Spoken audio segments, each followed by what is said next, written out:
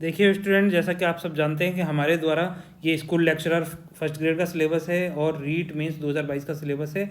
इन दोनों में जो कॉमन टॉपिक्स हैं उनको सबसे पहले तैयार कराया जा रहा है, जिसकी आपकी हॉलिस्टिक तैयारी हो सके। जिसमें से हमने Asian culture and civilisation of Rajasthan ये वाला सेक्शन बिल्कुल कंप्लीट कर दिया है। उसके बाद हमने फ्रीडम स्ट्रगल ऑफ राजस्थान ये देख लिया, इंटीग्रेशन ऑफ राजस्थान देख लिया। अब हम कर रहे हैं सोसाइटी एंड रिलीजन में लोक देवता। हमने ऑलरेडी इस पे वीडियो बना के चैनल पे अपलोड कर दिए हैं। आज हम करने जा रहे हैं लोक देवी। तो बिना देरी करे हम स्टार्ट करते हैं आज का लेक्चर। आ जाइए नेक्स्ट। अब हम पढ़ने जा रहे हैं राजस्थान की लोक देवियाँ। देखिए स्टूडेंट्स, लोक देवियाँ किन्हें कहा जाता है। राजस्थान की कई कन्याओं ने लोक कल्याणकारी कार्य किए थे और उन्होंने अपने अलौकिक चमत्कारों से लोगों के क्या कर रहे थे, दुख दर्दों को दूर किया था। इस परोपकारी कार्य से इन कन्याओं के जन सामान्य ने लोक देवियों के पद पर प्रतिष्ठित किया और इनकी पूजा अर्चना की जाने लगी। आ जाइए अब इन्हीं के बारे में एक करके पढ़ते हैं। देखिए सबसे पहले करणी माता। अब क्या है करणी माता, आप कभी आप बीकानेर जाएंगे, देशनोक बीकानेर, तो ये करणी माता का आप मंदिर में दर्शन करेंगे। इनका मंदिर देखिए, ये इनका मंदिर है। पहले इनके बारे में पढ़ लेते हैं, उसके बाद में वहाँ पढ़ेंगे। आ जाइए अब देखिए, करणी माता चारणों की तो देखो कुल देवी हैं। बीकानेर के राठौड़ों क्या है, ईष्ट देवी हैं। तो आपको ये बहुत अच्छे से याद रखना है, चारणों की कुल देवी हैं। क्यों? क्योंकि इनके पिताजी का नाम था मेहाजी चारण। ये खुद चारण परिवार से आती थी करणी माता। इनका जन्म कहाँ हुआ था? सुआब गांव जोधपुर में इनका जन्म हुआ था। बहुत इंपॉर्टेंट पॉइंट। आप देखिए इनका जन्म कहाँ हो रहा है, सुआब गांव। कहाँ पर है? जोधपुर के अंदर है। जोधपुर या नीचे पड़ेगा, बीकानेर ऊपर पड़ेगा। जबकि इनका जो मंदिर बना हुआ है देशनोक बीकानेर में बना हुआ है। और यहीं पर आप ये देखेंगे, जब आप जाएंगे तो बहुत सारे चूहे आपको देखने को मिलेंगे जगह जगह। तो इस मंदिर को चूहों का मंदिर, करणी माता का मंदिर, और अगर आपने सफ़ेद चूहों के दर्शन कर लिए तो ये मान्यता है कि आपने करणी माता के दर्शन कर लिए। और सफ़ेद चील को करणी माता का ही अवतार माना जाता है। अजय इनके बारे में आगे देखते हैं। देखिए इनका माता का नाम है देवलबाई, रिद्धिबाई। इनका उपनाम है जैसे डोकरी, चूहों की देवी, जोग माया, जगत माता का अवतार आदि इनके नाम हैं। सफ़ेद चील को करणी माता का ही रूप माना जाता है। करणी माता का मुख्य मंदिर कहाँ पर है? देशनोक बीकानेर में है, जो हमने अभी 2 सेकंड पहले ही रिवाइज किया था। देशनोक बीकानेर में करणी माता के मंदिर की नींव किसने रखी थी? स्वयं करणी माता ने ही रखी थी। परंतु इसका निर्माण किसने कराया था? राजा जैत सिंह द्वारा 19वीं शताब्दी में इसका निर्माण करवाया गया था। और इसका जो वर्तमान स्वरूप है, नया मंदिर है, वो किसने बनवाया? महाराजा सूरज सिंह ने तैयार करवाया था। करणी माता के इस मंदिर में सर्वाधिक चूहे पाए जाते हैं, इसीलिए इन मंदिरों को क्या कहा जाता है? चूहों का मंदिर भी कहा जाता है। आप भी बस याद रख लीजिए, कभी आप जाएँ देशनोक बीकानेर तो करणी माता के दर्शन जरूर करके आने हैं आपको। बस करणी माता के इस मंदिर में पाए जाने वाले सफ़ेद चूहों को क्या कहा जाता है? काबा कहा जाता है। बहुत इंपॉर्टेंट पॉइंट है, इसको बार बार याद करिए। काबा क्या है, कैसे भी आपसे पूछा जा सकता है। तो ये सफ़ेद चूहों को क्या कहा जाता है? काबा कहा जाता है। और इन चूहों को करणी माता का अवतार माना जाता है। आ जाइए नेक्स्ट देखते हैं। आ जाइए स्टूडेंट, अब देखिए आपके सामने है करणी माता का मंदिर। तो देखिए स्टूडेंट्स, अगर मैं आपसे ये प्रश्न पूछूं, करणी माता के मंदिर में जो पुजारी आते हैं वो कौन से समुदाय से आते हैं, तो मैं आपको 4 ऑप्शन देता हूँ। पहला राठौड़, दूसरा चारण समुदाय, ठीक है, तीसरा मेघवाल समुदाय, और चौथा ऑप्शन है आपके सामने जसनाथी समुदाय। तो आपको इसका आंसर कमेंट सेक्शन में बताना है कि करणी माता के मंदिर में कौन से समुदाय से पुजारी बिलोंग करते हैं। तो जल्दी से इसका आंसर कमेंट सेक्शन में लिखिए। आ जाइए हम आगे पढ़ते हैं। देखिए करणी माता का मंदिर मठ कहलाता है। जल्दी से वीडियो को पॉज करें और इसका आंसर दें, क्योंकि 2 मिनट में आपके सामने इसका आंसर भी आ जाएगा। करणी माता का मंदिर क्या कहलाता है? मठ कहलाता है। बिल्कुल अच्छे से याद करना है। करणी माता के मंदिर को क्या कहते हैं? मठ कहते हैं। बार बार याद करिए। करणी माता की इष्ट देवी कौन सी है? तेमड़ा माता।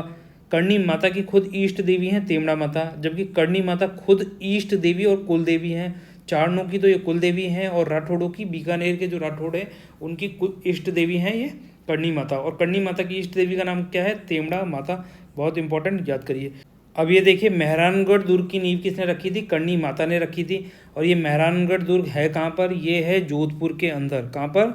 जोधपुर के अंदर है, चिड़िया टूक पहाड़ी पर। याद कर लीजिए अच्छे से, कई बार क्वेश्चन पूछा गया है। चिड़िया टूक पहाड़ी का संबंध कौन से दुर्ग से है, ऐसे क्वेश्चन आ जाता है। तो कौन सा? चिड़िया टूक पहाड़ी से संबंध किसका है? मेहरानगढ़ दुर्ग का है, क्योंकि चिड़िया टूक पहाड़ी पे ही मेहरानगढ़ दुर्ग बना हुआ है। और इसकी नींव किसने रखी थी? करणी माता ने रखी थी। ऐसा माना जाता है कि करणी माता ने ही देशनोक कस्बा बसाया था। देशनोक कस्बा कहाँ पर है? बीकानेर में। मैं एक बार साफ कर देता हूँ, जैसे आपको आगे दिखाई दे सके। ठीक है, करणी माता के मंदिर पुजारी कौन से समुदाय से आते हैं? चारण समुदाय के लोग होते हैं। इसका आंसर हो गया ऑप्शन 2। आ जाइए आगे देखते हैं, उससे पहले थोड़ा सा क्लियर कर देते हैं। अब देखिए आगे, करणी माता के इस मंदिर में 2 कढ़ाइयाँ हैं, जिनके नाम क्या है? सावन भादो कढ़ाइयाँ हैं। बहुत इंपॉर्टेंट, याद करिए, सावन भादो कढ़ाइयाँ कहाँ पर हैं? करणी माता के मंदिर में ही हैं। जब इस मंदिर में आप जाएंगे अंदर तो ये 2 कढ़ाइयाँ आपको देखने को मिलेंगी, जिनके नाम हैं सावन और भादो। अब आइए देखिए, करणी माता के इस मंदिर में प्रतिवर्ष चैत्र एवं अश्विन के नवरात्रा में मेला लगता है। जब भी नवरात्र आएंगे तो करणी माता के मंदिर में क्या होगा? मेला लगेगा।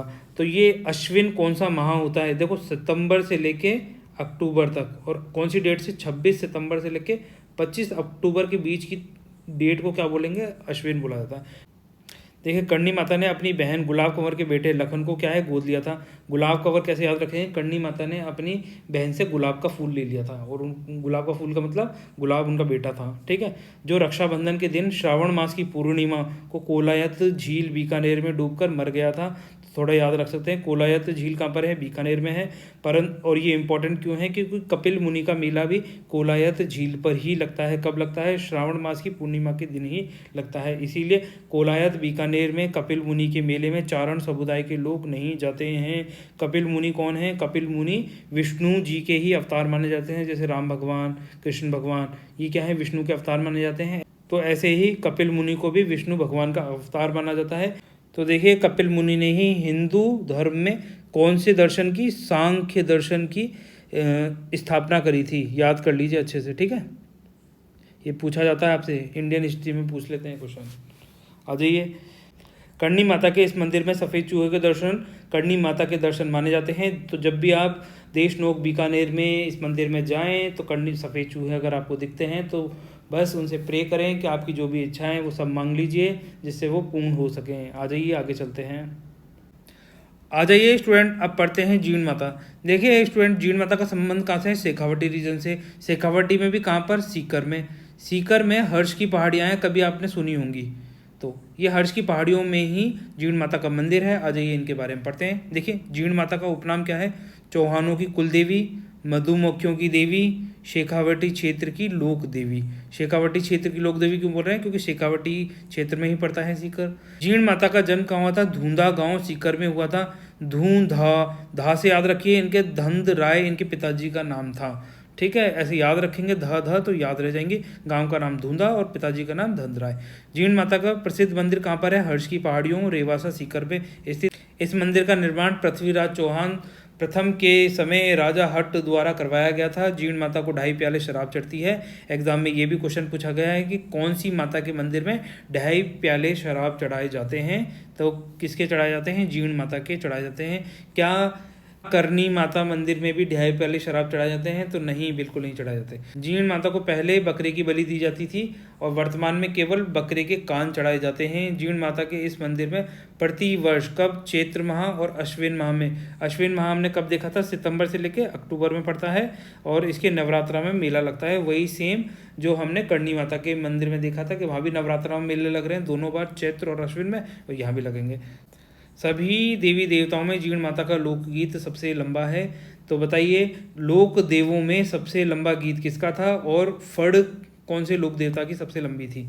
आ जाइए, जीण माता के इस मंदिर में जीण माता की अष्टभुजी प्रतिमा विराजमान है। तो इन दोनों क्वेश्चंस के आंसर कमेंट सेक्शन में लिखिए। हमने लोक देवताओं में इनको बहुत अच्छे से पढ़ाया है, जिसने नहीं देखा वो वहाँ जाके देख लीजिए। आ जाइए आगे चलते हैं। आ जाइए स्टूडेंट, अब पढ़ते हैं केला देवी माता के बारे में। देखिए, इनका मंदिर कहाँ पर है? करौली में है। आप कभी करौली जाएं तो माता के दर्शन जरूर करके आएँ। करौली कहाँ पड़ेगा? इधर पड़ेगा धौलपुर और इधर नीचे पड़ेगा सवाई माधोपुर। इन दोनों के बीच में पड़ेगा करौली और इधर है भरतपुर, ठीक है। तो यहाँ पर है करौली, ये रहा बीच में। तो अरे, केला देवी को करौली के यदुवंशी राजा यादवों की कुलदेवी माना जाता है।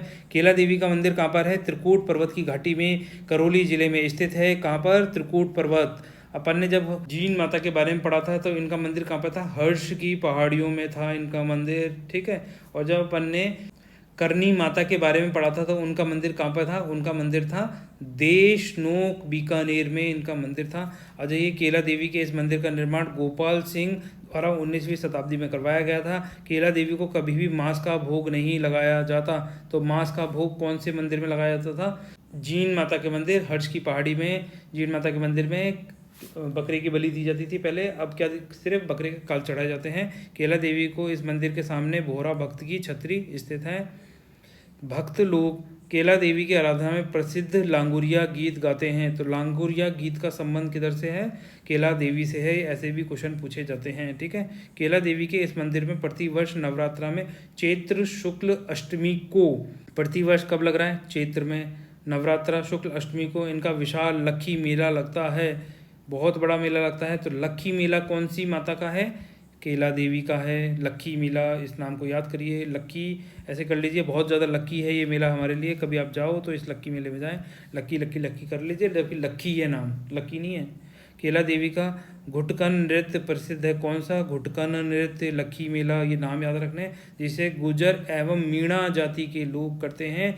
आप कभी करौली जाएंगे तो वहाँ पर आपको सर्वाधिक क्या है, गुजर जाति या मीणाओं की जाति सबसे ज़्यादा देखने को मिलेगी। तो आ जाइए आगे देखते हैं। तो देखिए फ्रेंड्स, अगर आपको हमारे द्वारा बनाए गए वीडियो पसंद आते हैं तो वीडियो को लाइक एंड शेयर कर दीजिए, चैनल को सब्सक्राइब कर लीजिए। अगर आपकी कोई क्वेरीज़ हैं, कोई सजेशन है तो आप उसके बारे में कमेंट सेक्शन में लिख सकते हैं। तो गाइज़ मिलते हैं नेक्स्ट लेक्चर में, तब तक आप खुश रहिए, बाय।